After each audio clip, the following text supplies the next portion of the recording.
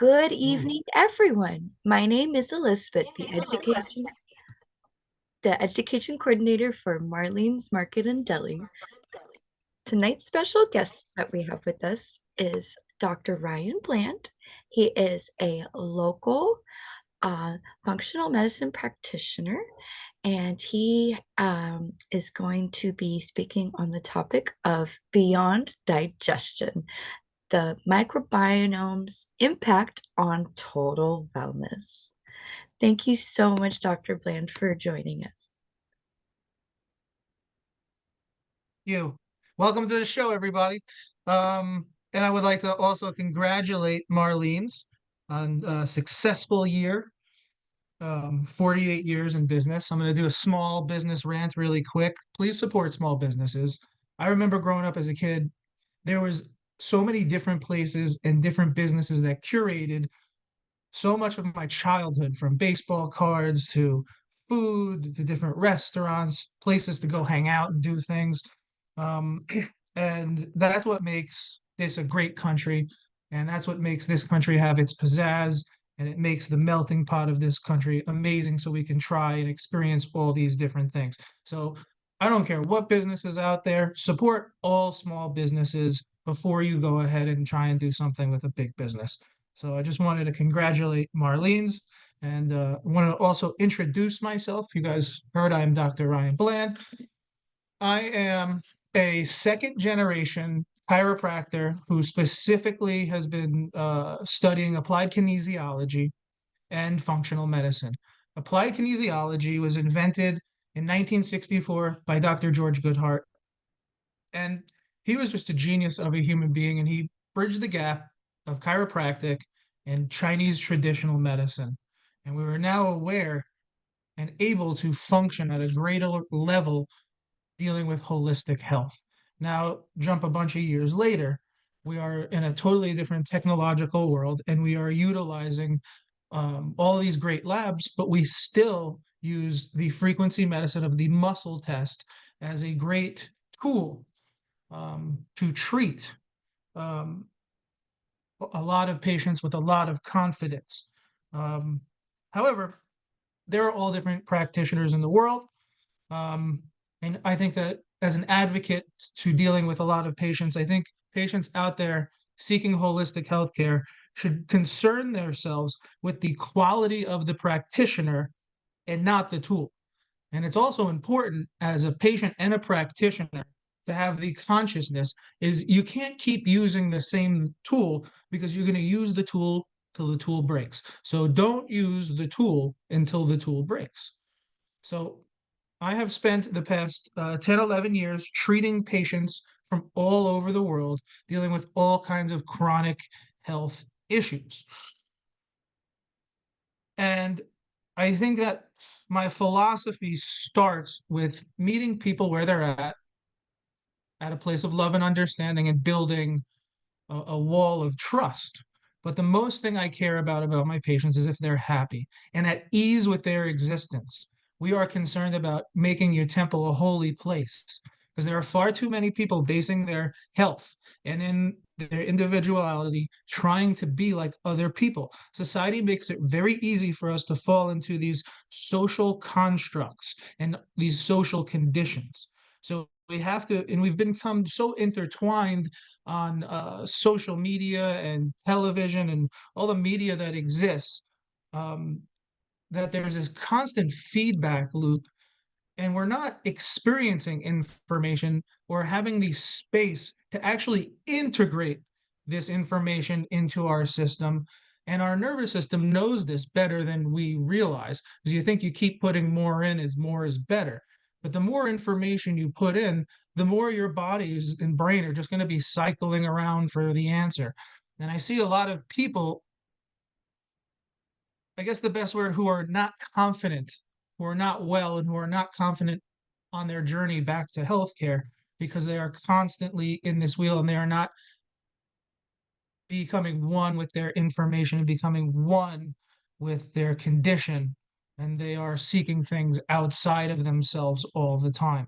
So, this is the journey I am on with my patients. My work is to undo all of their work.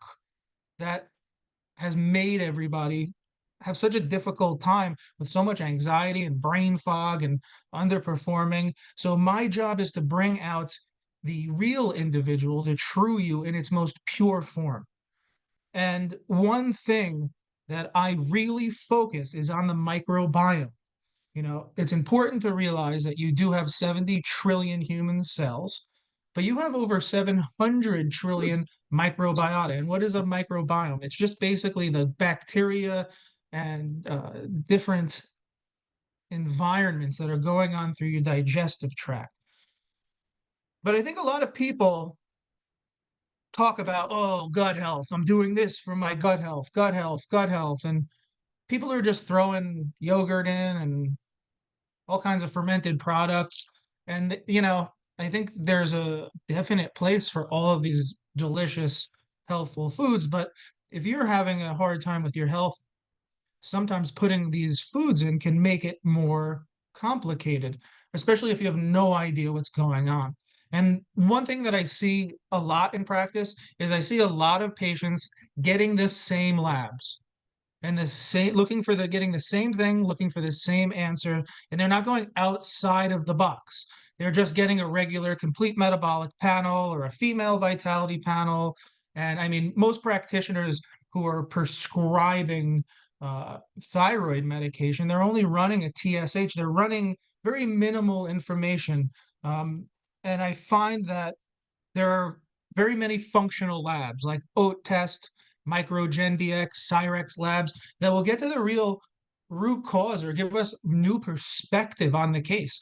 Going and doing the same thing over again is just you're going to be spinning your tires. You have to try something new and different you haven't tried, and that is one of the biggest roadblocks with patients who are not successful.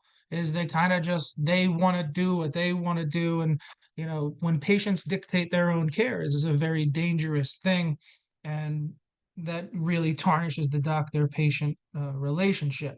So it's really important to address the issues that are going on with certain kinds of labs, but it's also important to note that applied kinesiology and frequency muscle testing is also a very effective way if you're kind of not into labs or you're on a cost-effective budget. It's all about what you can do. It's best to get labs or some kind of baseline to see how we're doing on paper for some progress throughout the course of action. But the whole microbiome and the whole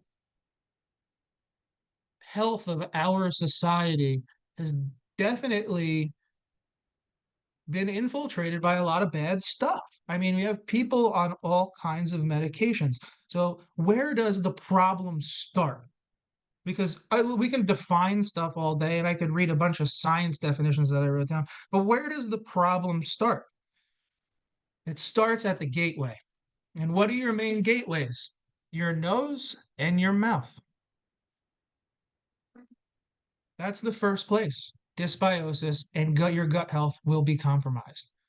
So when you breathe in, your nasal cavity will breathe in toxins, endotoxins, mycotoxins, metals, chemicals, whatever.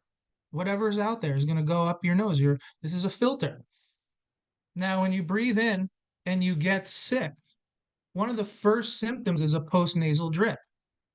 You're now swallowing those bacteria, endotoxins, mycotoxins, whatever is in there, taking it along with whatever else has already been sitting there, and you're swallowing it. Postnasal drip. Then your throat swells up. Now it's going to your lymph nodes and it's all over your body. Whatever pathology. And you could think of this as a common cold. Someone sneezed, you breathed it in. Where did it breathe? Where'd you breathe it in? In your nose. Your body created inflammation. Now you have boogers. you know Now you have a headache. It's this intracranial pressure. So this is how your body works. And also we have oral health. Well, the enzymes that digest food are released during chewing, mastication. So isn't it important to have a completely amazing oral health? Absolutely. One product I use is Oral Supreme. It's a Supreme nutrition product. You massage a couple of drops into your gums, and it'll eliminate any spirochetes or bacteria. Plaque is a biofilm. The plaque is an infection in your body. It's an infection covered, protected by more goop. That's pretty much what a biofilm is, and that's plaque in your mouth. And when you use Oral Supreme and you do a gum test, you won't see any parasites in the gum test or any bugs because it kills the bugs. So when people talk about gut health, we can't even talk about the stomach because we haven't gotten past the nose and the mouth and the airways. And I find this logic to be very simple and extremely useful in treating patients. So I do a nasal spray called Sinu Power, 2 sprays in my nose, and that clears my nasal power passage and helps me detox it. I use the Oral Supreme, and I also, for patients, I have a specific protocol for a nebulizer to help clear out the lungs and get the biofilms out of the lungs. So it's important to realize that this is the first step in getting to where you want to go.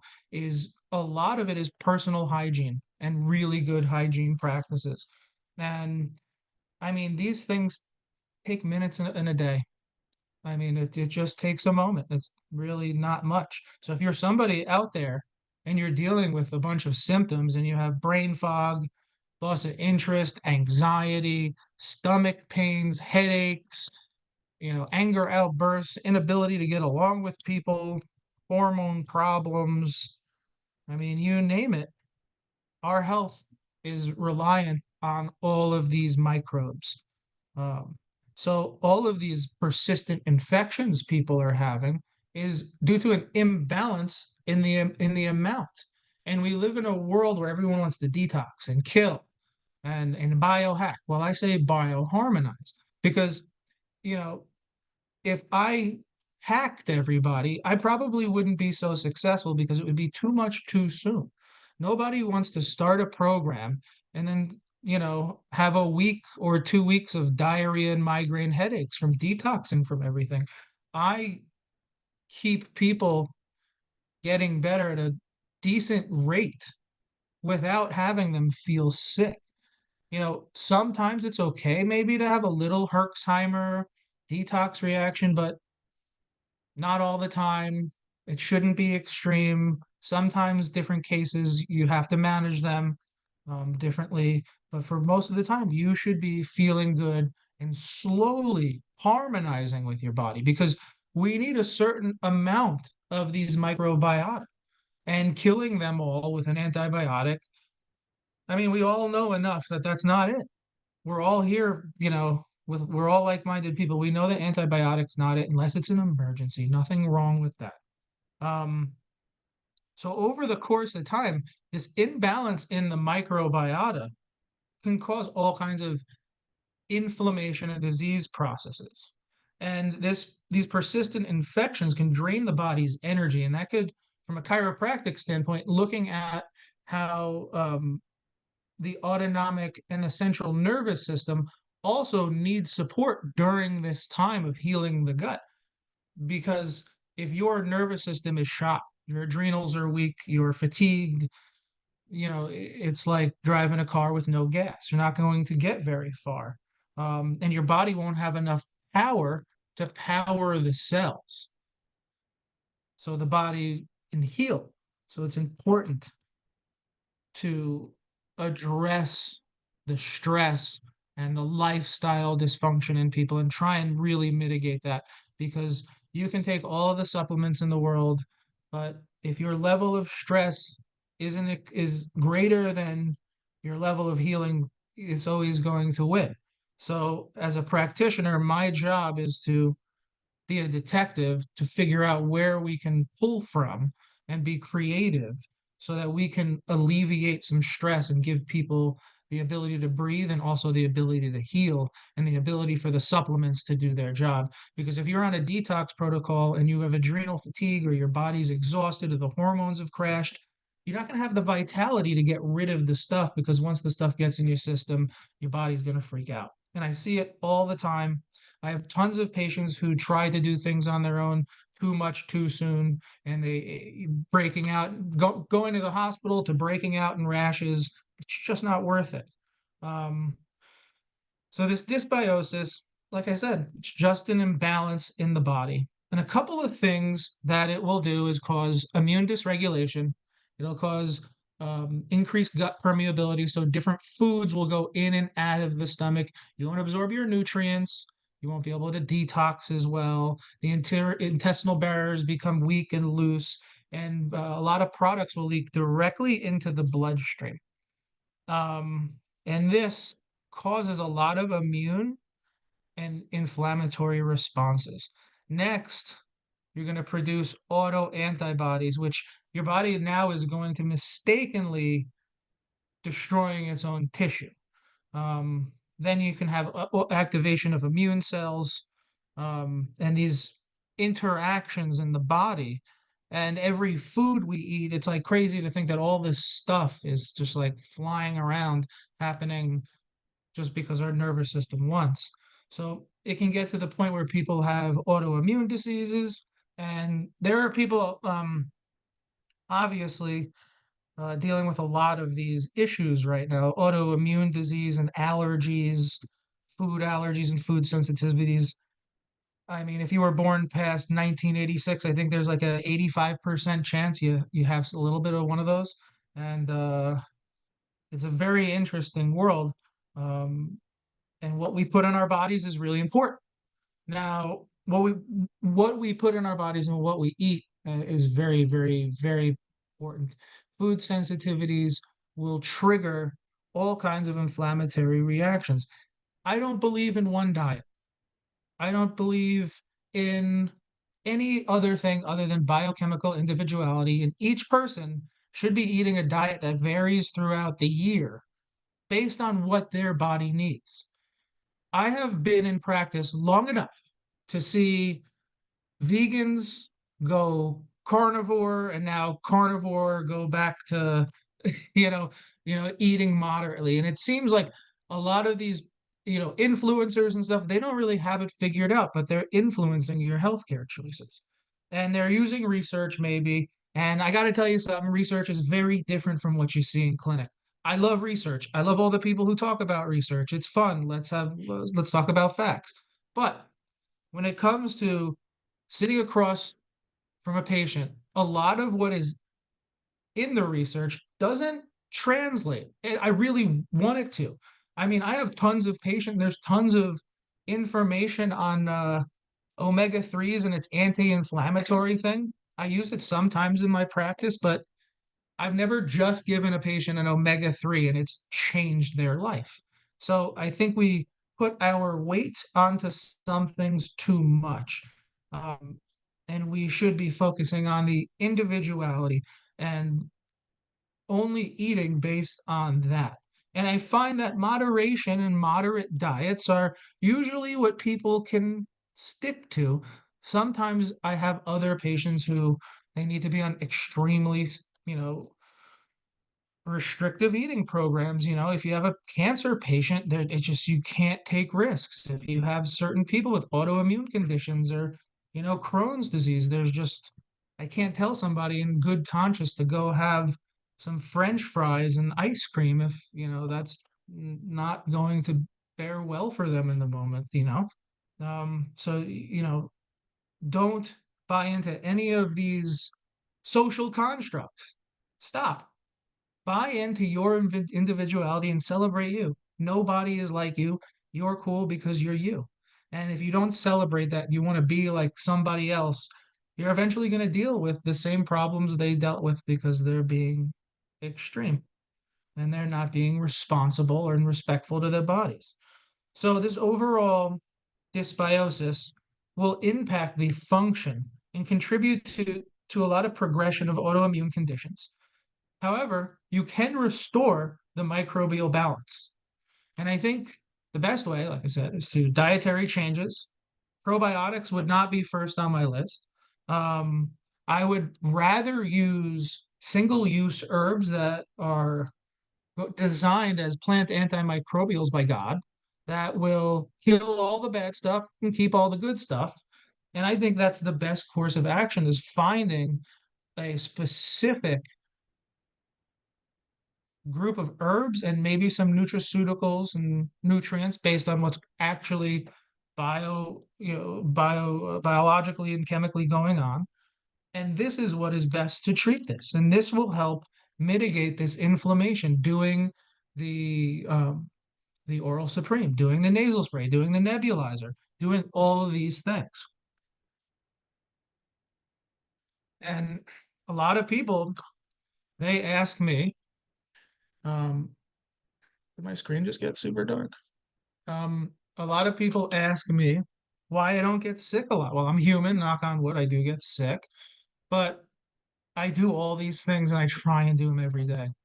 And one thing I do to stay congruent is I have an alarm on my phone. So put an alarm on your phone today and make the choice to do one healthy thing, whether it's a supplement alarm or go for a walk alarm. Put an alarm on your phone about wellness, a wellness related thing, and see how your life changes. So the next level of this microbiome that I'd like to talk about is, more neurological, because that's what I like and that's fun for me. So the gut brain connection is a bi-directional communication that is obviously at play, because anyone who has depression, I can 100% assert that they have dysbiosis. They have an issue in their balance of their microbiome. Why? 95% of your serotonin is made in the gut. If there's leaky gap junctions and inflammation, autoimmune dysregulation, is your body going to make serotonin? Probably not. Now, this whole gut brain axis is I'm in a controlled by meeting. the nerve. What's Hi. that? Hello. Hi. The gut brain axis is controlled by the vagus nerve. And this is a cranial nerve that goes down the left side of your body, and it connects your heart, your brain, and your digestion and all of your digestive organs. So I haven't seen one patient, vice versa, who has had messed up gut and not had depression or anxiety. Actually, the worse the gut is, the worse the depression or the anxiety is. And even deeper into psychological and psychiatric conditions, a lot of these are mitigated in amazing ways by healing this. And also the autism in children, dealing with this bidirectional communication is imperative in helping them heal, because a lot of parasites and different microbes can create ammonia, and that will create leaky brain, and that means things are going to be passing back and forth in and out of your brain, and you do not want that. And once that happens, you have inflammation in your gut, you have inflammation in your brain, and then there's, autism. They have a lot of serious symptomologies. And I do see a lot of kids and have helped a lot of children um, by identifying what's going on with muscle testing and some Cyrex or Microgen DX labs. And you assert what's going on or what's wrong. What is breaking down too much, what kind of toxins, fungus, mold, like what's going on. We have to create a baseline. So it's very important to realize also, not only is your gut making serotonin, it's also making about 75% of your dopamine. So it's all related into your mental health, and you cannot be mentally sound with poor eating, a poor diet, and bad digestion. There are also several hormones just linked to the digestive tract, and people aren't aware of that. And when you alter the microbiome and you eat like something like a seed oil and create inflammation, your body has gastrin, and this stimulates gastric acid and secretin, and this is released by the pancreas. And you have cholecystokinin, which this is enzymes from the gallbladder. I mean, there's ghrelin, which makes you hungry. So a lot of people who want to lose weight, guess what? Their microbiome is messed up. If you are trying to lose weight and you can't lose weight, and you're counting calories, time to get a test, time to get some muscle testing, time to focus in on this. Weight loss is a very simple thing for some, and it's a very difficult thing for others. I have people who've lost over 100 pounds. I have people who, like, hitting 20 pounds was a miracle. Everybody's body fat is at a different set point, but with the a right diet, I find that most of these people that I see don't even need to be counting calories. If you're eating the right foods that isn't alarming your body, because if it's not your body goes like it's like zeros and ones, it's like a computer. And for people who don't know what that means, your body either goes it's a hell yes or a hell no. The food is either medicine or it's poison at this point. So if you put something in, it's either going to have a good reaction, or if you put something bad in, it's going to have a bad reaction. And the more you do on the bad side, the more you're going to pay later. And the more you go off, the further the nervous system of the yin and yang. So you have sympathetic, fight or flight, parasympathetic, rest and digest, feed and breed.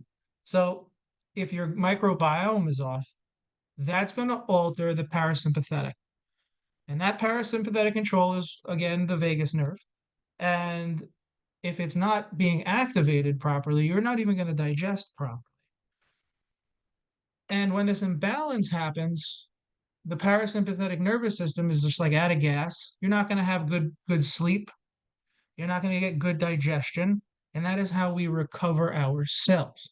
So it is important to realize that there are so many different enzymes and chemicals and hormones that this whole gut brain axis is regulating.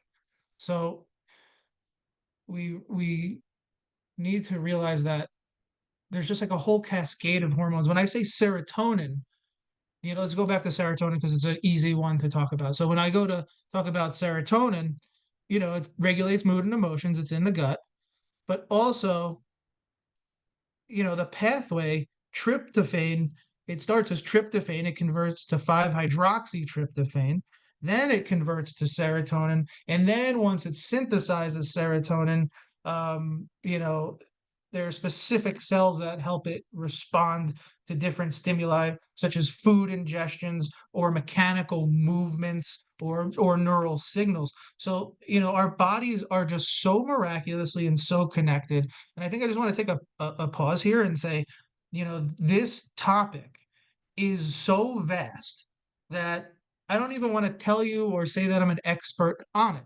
because it is so gut health and just human condition right now is just so multifactorial that the thoughts, the toxins, and the trauma we are experiencing, we've never experienced these before.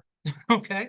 So the functions of our body has never been put to this kind of test. I mean, mankind has never had like cell phones in front of their face, or computers. Like we don't know. A lot of us think that some of these things have negative effects, and they probably do.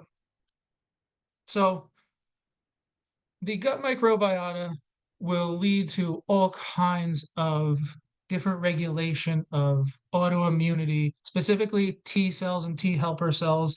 These play the role in defending against pathogens, T cells, and we really live in a world dominated by having to uh, put a lot of fires out, and this creates a whole cascade of an issue of immune homeostasis. So if and it's just like a couple of bad choices for some people, they're on the toilet, or they lose weeks and years of their lives. So it's really important to kind of get down into the exact reality of what's going on with patients.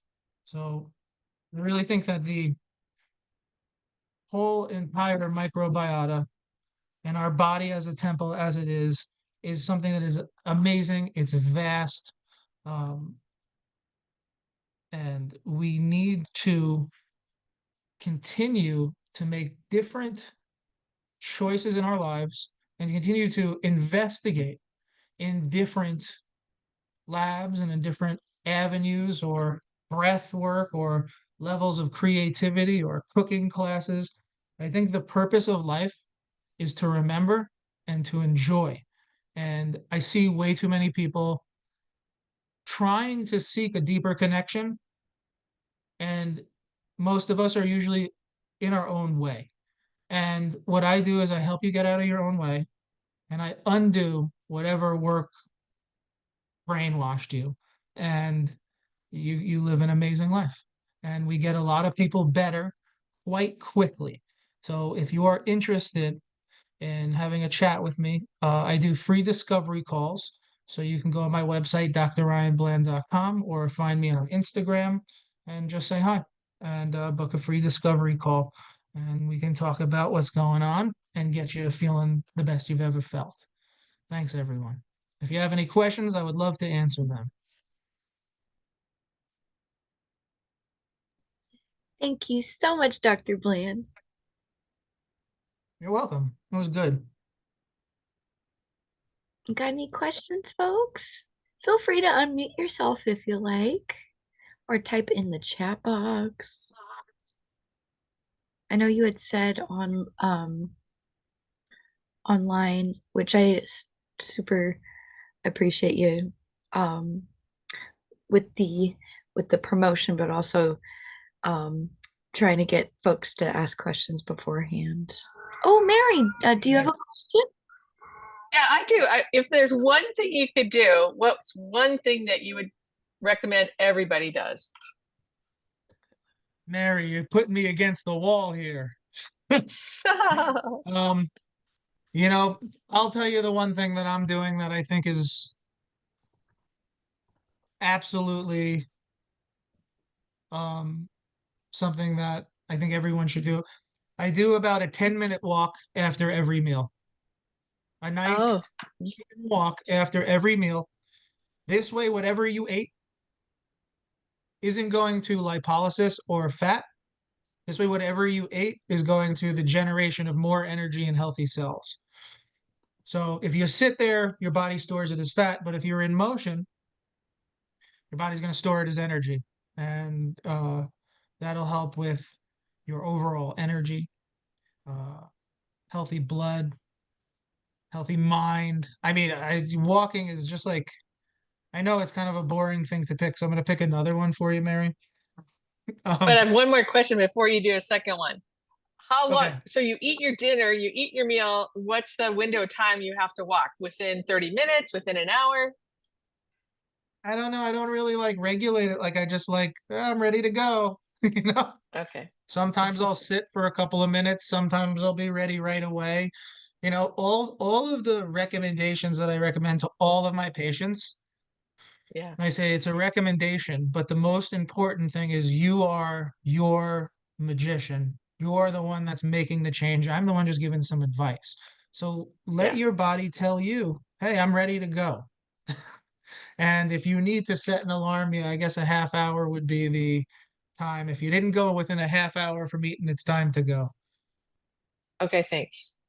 Yeah, yeah. Second But one? I think I'll give you a second one. Um, Second one, a good dietary advice would to be I would avoid all gluten and seed oils. I don't think anyone could get Yeah. hurt with that advice. I could only imagine people prospering from that. I think a lot of the issues with glucose, and cholesterol is pretty much from these crappy seed oils and this imbalance in the omegas, and it causes tons of inflammation, and it's all GMO, nasty, nasty, nasty. Even if it's not Okay. GMO, I don't think it's very healthy. So seed oils is definitely one of the things that I know is destroying hormones and digestion. And I mean, your body takes like the half-life on the seed oils is like 454 days or something. Somebody could fact check that. It's close to that. So half of what you had, and say you ate some French fries from wherever at a restaurant. Every restaurant you go in is cooking in seed oils. Maybe not Marlene's Deli, um, but every restaurant, regular kind of restaurant, they're cooking in seed oils, causing all kinds of inflammation, dysbiosis, symptoms, anxiety. It's just not it.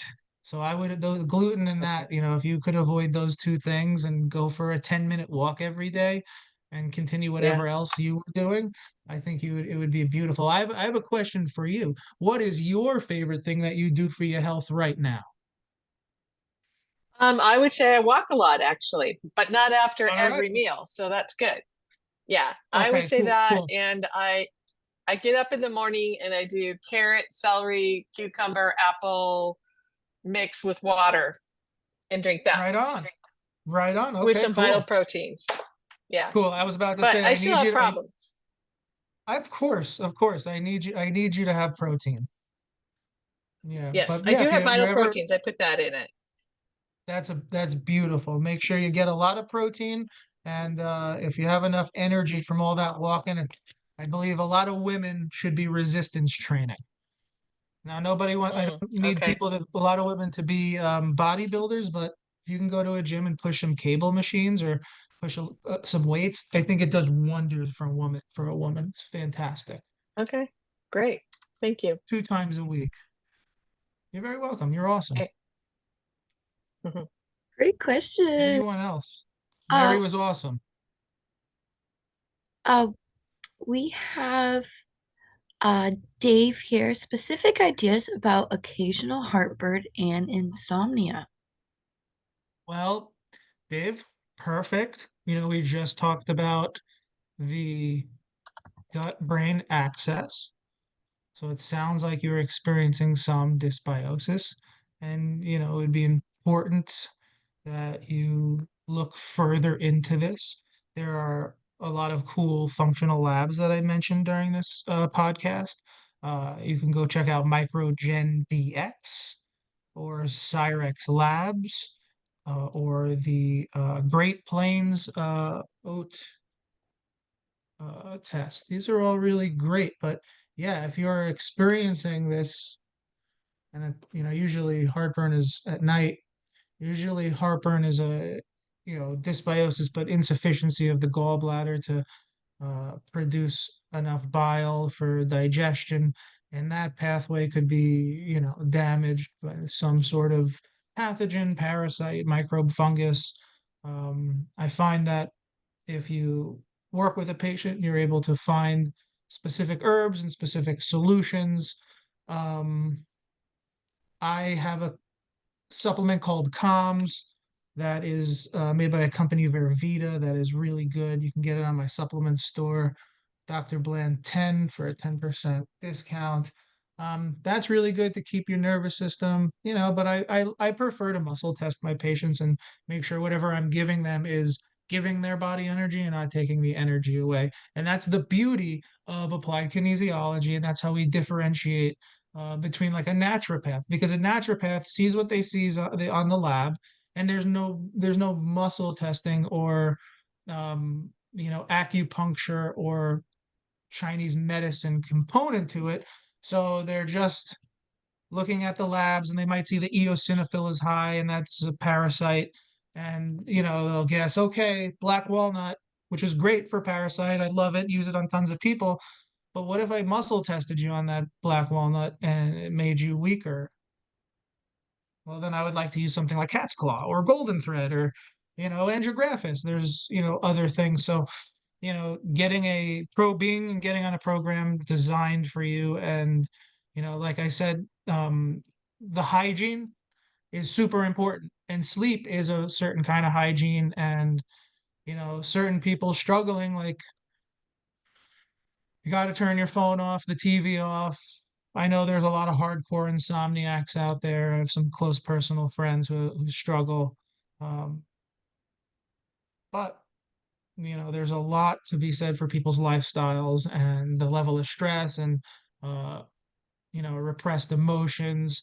You know, it's, like your body sounds like it doesn't, it's having a hard time flowing and going through its circadian rhythm. So it'd be cool to identify what's going on in the nervous system, what's going on in the gut, what's going on in the blood, and really just addressing this. And, also, looking at your spine and your biomechanics. Is there a vertebra out of place that is pinching the nerve that goes to your stomach? I mean, I have all kinds of patients. I have some patients who are just chiropractic. I've adjusted people's necks and they stopped having insomnia. So why not you? Why not now? So I think there's a lot you can do for that. Um, you know, an enzyme like gastro-digest from Vervita would temporarily help you. I don't love giving enzymes. I like to deal with the root cause, but sometimes in the beginning of a care, you might need to use a natural product, because people do use all these products, and I don't like to push products. I like to give people what they need. Because I have patients who are taking magnesium to sleep. And they're robbing Peter to pay Paul, because do they really need all that magnesium? Because they're not dealing with the root cause. They're using magnesium like a medical drug. And that's the philosophy in which like a naturopath would, like this magnesium will make your muscles relaxed. Well, why aren't they relaxed in the first place? So, we have to think of things logically. We have to think of things as, even if they're holistic, are we overdoing it? Don't use the tool until you break the tool. If you're somebody who's using magnesium glycinate to sleep, good for you. But guess what? If you're using it every night, you're going to rob Peter to pay Paul. And I just had a new patient. I hope she's watching. I know she is. Um, she was one of these magnesium people, magnesium, and she took so much magnesium that it disrupted the sodium and potassium ratio. And if you know anything about human anatomy physiology, your potassium and sodium is in every living nervous system, cellular mediate, everything is using sodium and potassium. Every cell needs it every moment. So if you're dumping in something to treat a symptom, even if it's holistic, is that a holistic approach? Now I can't say for everybody. For me, it's really not what I'm about. What I'm about is finding really what's going on. There is no um, one protocol. I don't have a yeast protocol. I don't have a fungus protocol. I have a U protocol. I treat patients, patient to patient. There is no patient that I've ever had that I've done the same thing ever in the past 10 or 11 years. And I, I thought it would happen by now, but I haven't. Wonderful. Great question. It was a good question. Yeah. Great question. Thank you, Dave. Thank you, Dave. Oh, we got one from Kimmy. What are some Oh, yeah. examples of single-use herbs? Single use foods or herbs? Herbs. Herbs. A bunch. I'll give you a bunch. Dan Shen is a Chinese herb that helps thin the blood. Um, it helps decrease the fibrin in the blood. When people had COVID, that keeps people safe from blood clots. That's really awesome. Malia, mimosa, morinda, olive leaf. These are my top favorite herbs, antimicrobial, antiviral, like almost like a plant antibiotic. Um, I like, what else do we like? Mangista is good for lymph flow and white blood cell proliferation. I like some protomorphogens like beef organs. Supreme has a thymus and testicle, but I mean, these are single-use products. My point saying about single-use products was primarily to point out that there's like a lot of supplements out there that they'll have like 40 things in it. And I mean, there's a use for these things sometime, but if you have a really sick person with dysbiosis, dysregulation in the gut and the brain, do you think putting 40 things and then another couple of things on top of that, and then slamming a shake with 1,000 things and powders in it, do you think your body's gonna freak out at that, having to like decode all of that, or does your body want like two or three herbs, or four, maybe five, no more than that, really, for most people? So that's kind of how we think about it. Is what is if you the more products you have, the more components in a product, the more your nervous system might react. And the goal is to put the fire out, turn the nervous system into a more parasympathetic rest and digest, feed and breed cellular healing phase rather than fight or flight. So if you're taking all these things with, 50 ingredients, this is takes a lot of people backwards.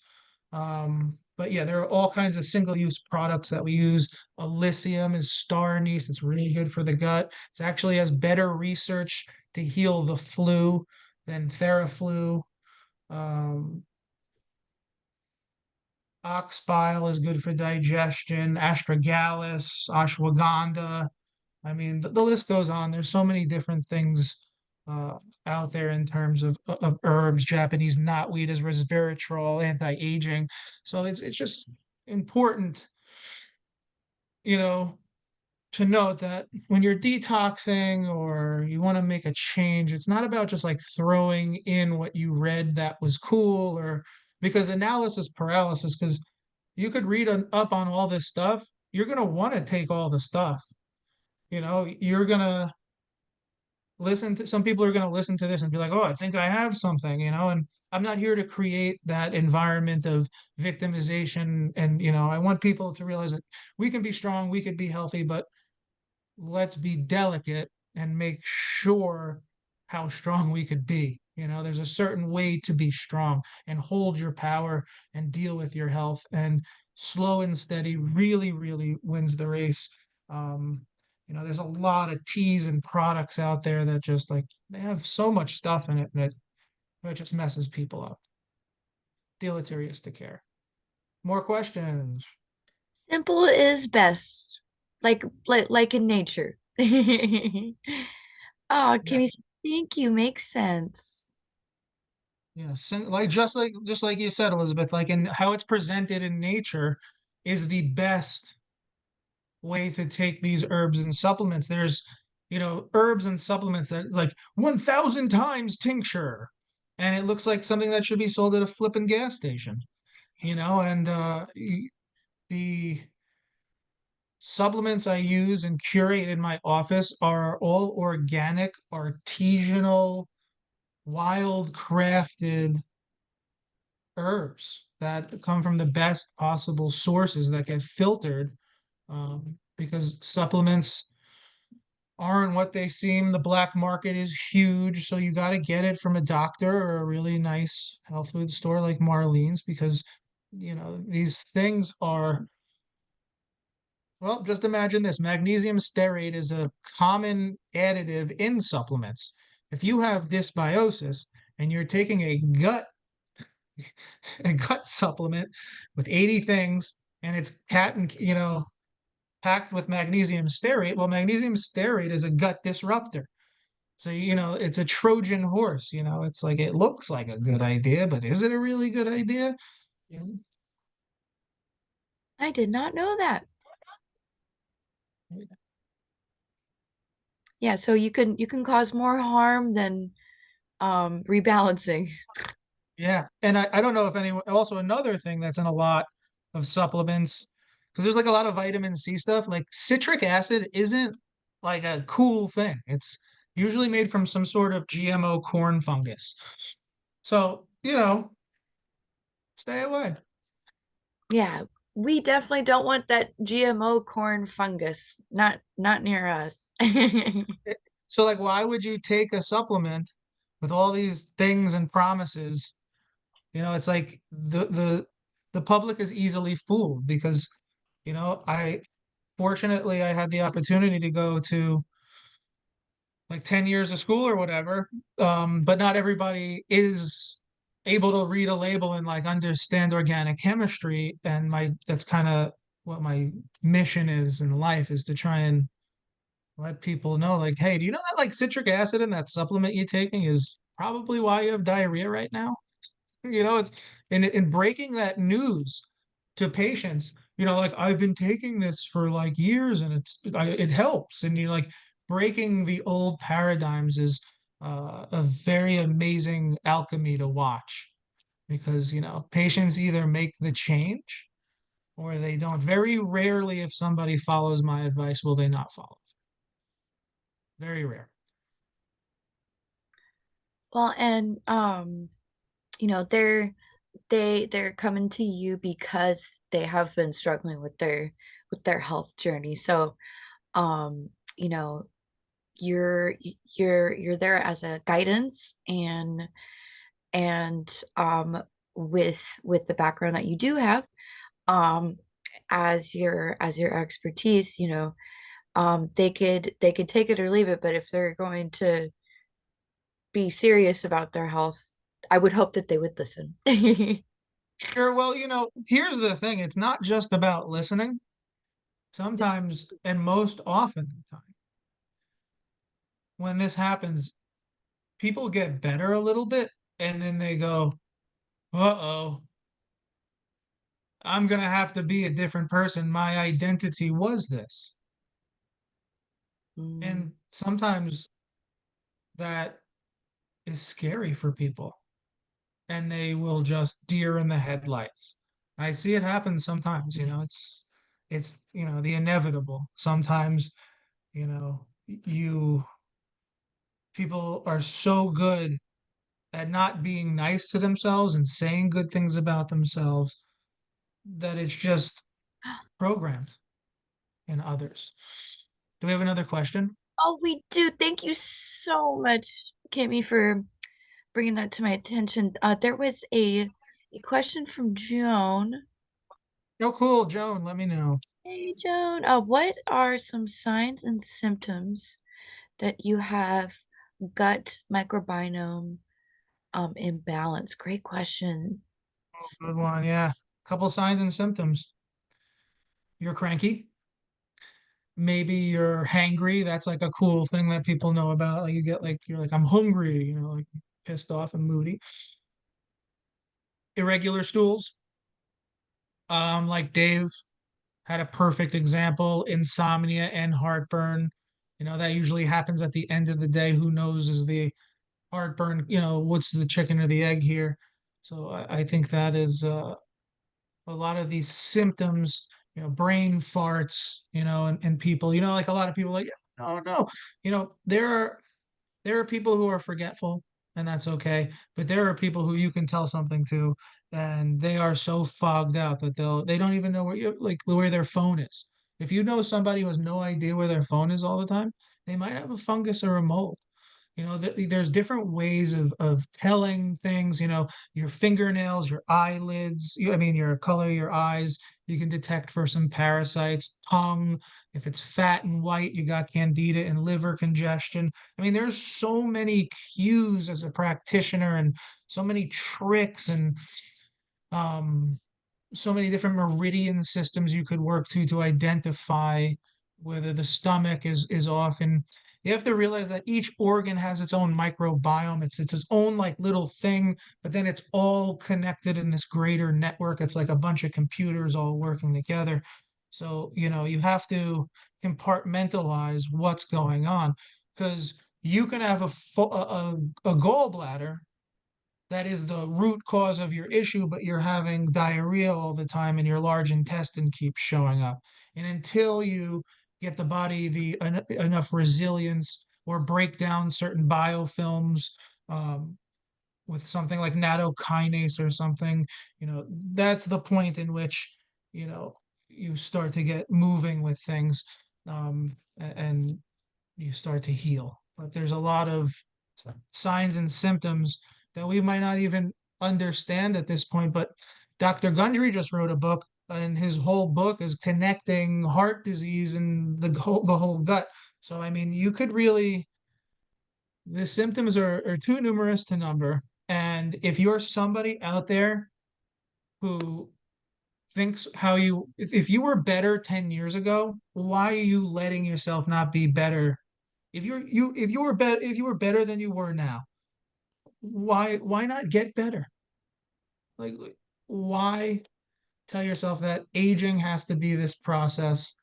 It's not about being better than who you were, it's evolving and becoming different and moving through life differently. But in terms of people's vitality, I'm seeing a lot of people who do not feel good. And I'm seeing a lot of people who are really struggling. And The choices in the world that are convenient are extremely easy to become addicted to. I tell people I'm an addiction specialist because, we have been fed so much BS about health and information and history that we're all in this world right now trying to. A lot of the contention right now, I think, on the planet is we're all trying to redefine like what it like everything is, and we're all kind of like arguing about it a little bit. And we need to all realize that the connection we're seeking isn't with all these things. We're missing what's inside. We're missing what's going on in our house. We're missing what's going on with our family.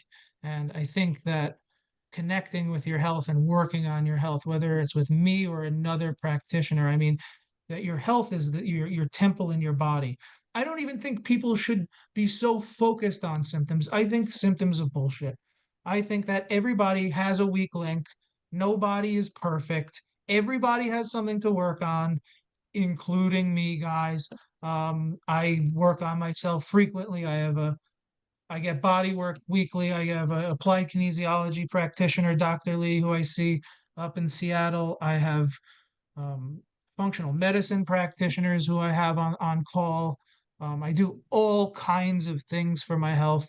I get all kinds of labs. I am just interested in myself. Invest in yourself. And everything I do has its pros and cons.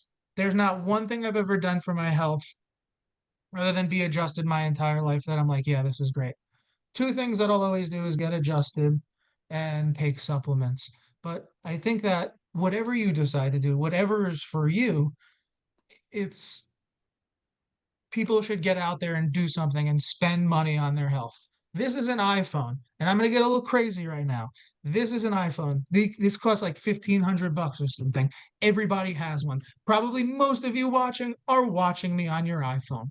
If not, you're watching me on something comparably to what it is. Now, healthcare, a year of holistic healthcare is about an iPhone. We pay about $40 a month. There's something called care credit.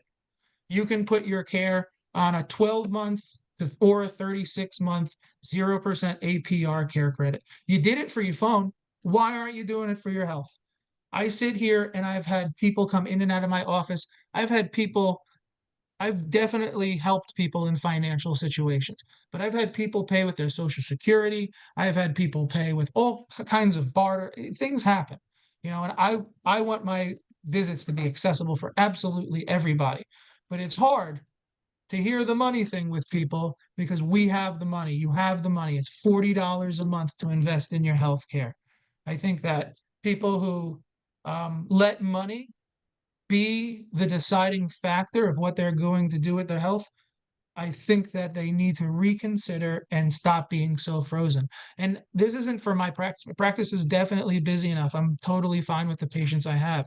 But I want people to know that what you're saying is too expensive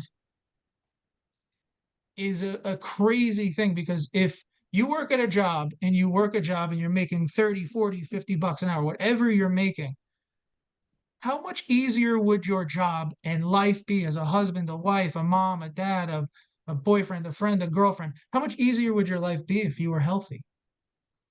And I see people, they worry about the car, they worry about this, they worry about that. The average car payment's $650. You don't need a brand new Ford F-150. I'm not here to tell people how to spend their money, but I am here to tell people about healthy choices and thinking about things realistically. You only have one body. Waiting if you have a problem is a terrible idea. Anyone who's ever been on the internet and has looked at Reddit and they read people who are having issues, they always say, I should not have waited to go to the hospital or the doctor. Don't wait. It's not getting any better. And I think that's a very important reality to make for people is that healthcare can be amazing. There are amazing doctors. I'm sick and tired of people scapegoating and their shitty health on other doctors who aren't good. If if you don't like the care you're getting, there's like you have a cell phone, there's the internet. Call some guys. write some emails. You have all of the opportunities in the world to find the best healthcare practitioner in the world. You don't have to look in Washington. You can go on Instagram and find anyone. Go on the internet and find anyone who you resonate with and start investing in your health. And I know that when every time I invest in my health, I get so much out of it. Because I'm a doctor, it gives me a perspective on treatment. But as a human being, there are certain things that I enjoy and do for my health that I know it makes me a better person. Going to the gym, some red light therapy, drinking really good water, eating really good food. All these things add up. Think of it as an investment, you know, because the sad thing is I've seen a lot of people die. And I've dealt with quite a few patients at the end of their life, and they said, "Hey, this is it. I'm in my 90s. I just want to be comfortable." Um, and I've worked with those people, but I've also seen the crisis, the elders who are in crisis, like, oh my God, yeah, they think this is going downhill pretty quick. I'm 75, I feel like I'm gonna die. And, you know, a lot of these patients, they make these miraculous recoveries and they're able to feel and enjoy their life rather than working your whole life, saving up all of this money and all this stuff to retire, and then spending your retirement having urinary tract infections, owing $80,000 to the hospital, having to sell your house, and now you can't leave your kids with anything. And I've seen it so often. Now, if this person was able to just go to a holistic practitioner or even a medical doctor that he liked once a year and got some blood tests and maybe took some vitamin D and had more motivation to do some afternoon walks, maybe like the last 10 years of their life would have been like way better, and maybe they would have been able to reach their life goal, which is to give back and provide for the family. So I do see the other side of the fence, and I don't think a lot of people are talking about this. And, I think that it's important that we realize that we're here. We're here for a short time. Hopefully, we're here for a good time, but let's make it a good time and let's be responsible about it. Exactly. And then also might help inspire others to also take charge of their health too, and we can all live happy and healthy. Amen. The goal. Amen. Yay. Oh, we have Mary said thank you very much for the engaging I can talk. Inspiring, inspirational and educational presentation. Yay. Harry, Thank we greatly appreciate you. You're awesome. You're amazing. Keep going far and further in your journey. Don't let anyone stop you. you got this. And you got Dr. B here to help out if you're in need. I didn't mean to make that rhyme, but it did. It was good. Yay. Thank you, everyone.